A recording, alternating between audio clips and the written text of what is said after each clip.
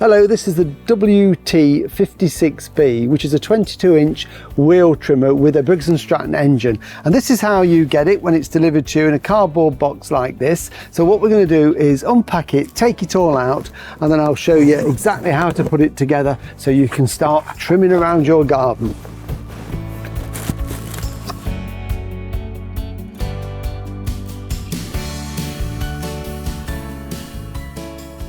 So here it is, all unpacked. We just need to do a little bit of assembly, but you can see it's a really strong, heavy-duty weed trimmer, ideal for cutting down tall weeds and long grass, so lots and lots of uses. But we do need to just put a few little bits on it before we can start it, including the handlebars. But first of all, I'm going to put on this guard. So the way to do that is quite simple. We've just got to tip it back like this, and then we can offer it up into position. So it's very simple to go on. Everything is pre-drilled. We've got the holes here and everything we need, and we've got all the screws here. So I'm just going to tip the screws out and the nuts and bolts onto there so I can see them. And what I've got to do is to offer that up to there. So I just need to pull through these strong nylon cords like that. And I'm going to line these holes up with these holes that are just up there. And if I just get one through and I can locate the hole and just start and twist that in there. So you need a crosshead screwdriver for these, and just get that into there, and then we can get them all started off, and then we can tighten them all up. So that one goes there.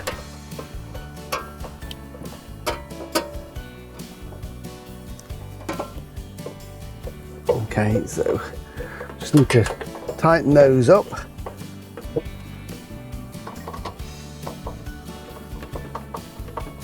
And we want to get these fairly tight so they're not going to vibrate off.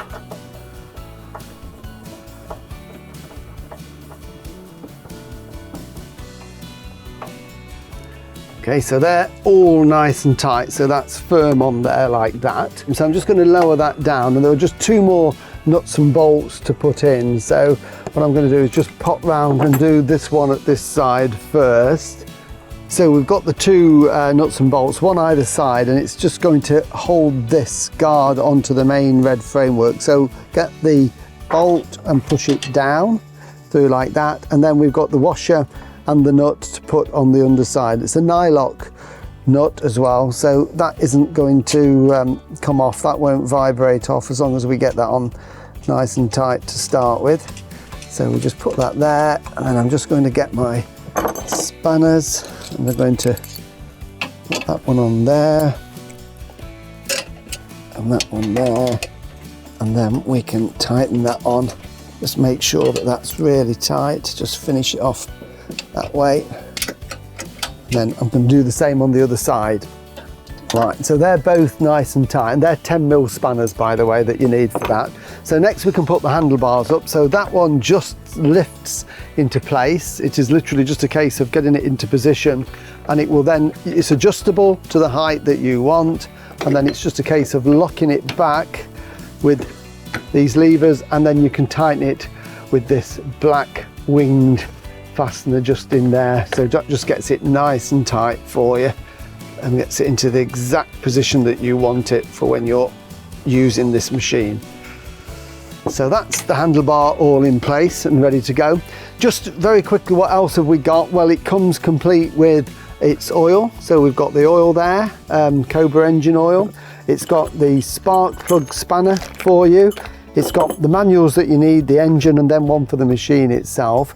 And then these plastic cones, these go underneath if you want to change the height of cut. It comes with this one fixed, but you can see you would put this one on, take that one off, put this one on if you wanted to trim the grass or the weeds closer, or if you wanted to leave it longer, you would put this one on so that you're getting, you know, probably 10-15 centimeters then of growth. So they're just to adjust the height of cut. We've also got some spare cutting lines here, these tough nylon lines, and when you fit these, they can only go in one way. You can't pull them out. No matter how hard you pull, that won't come out. But if I trace that through, and this is the other end, it will pull through like that.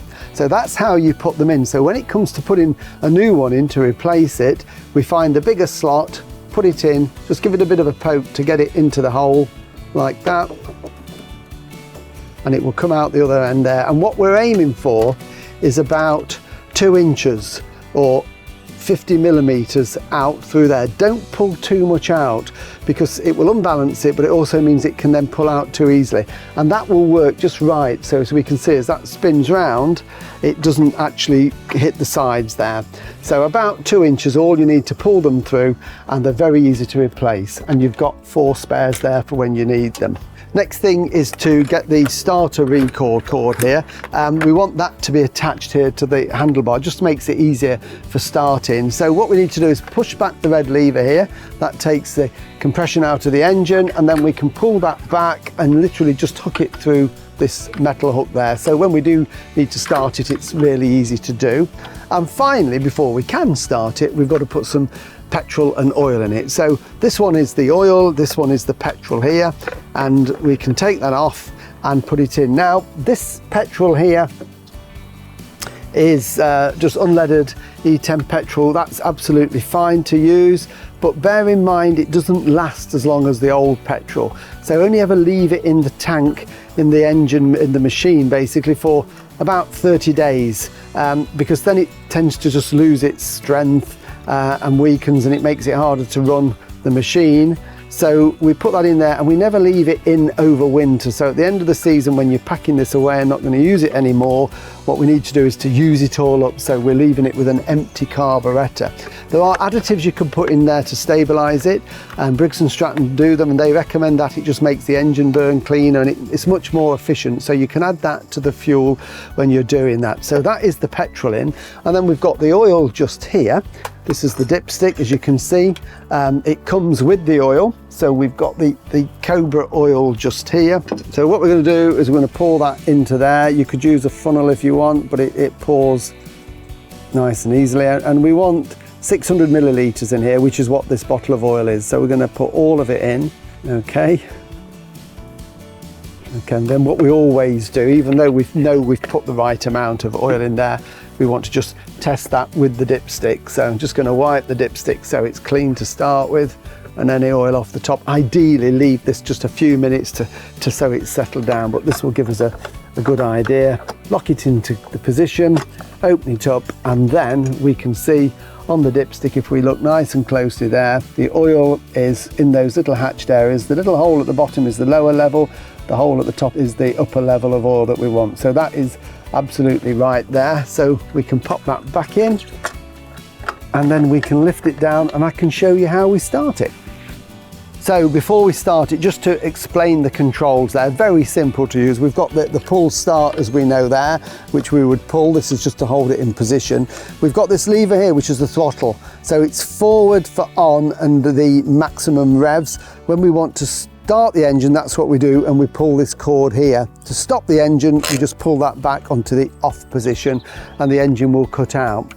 When we want to put the cutting head into gear, what we do is we have to pull this back, this red lever here. This is a safety device, and then we push that lever forward and it locks into place, and we can then start doing the cutting of the weeds and the grass. And when we want to stop cutting, we just release that lever and it stops the cutting head, but the engine will continue until we pull that lever back. So it's really simple, just one on the left and one on the right. So to get started, we push it forward, and then we just give it a pull like this.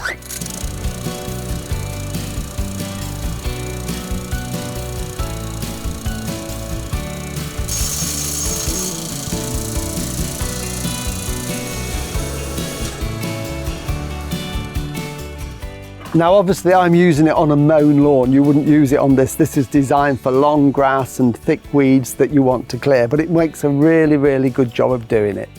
Remember to register your Cobra online at www.cobragarden.co.uk, and always have your Cobra serviced regularly. Check the website for your nearest dealer.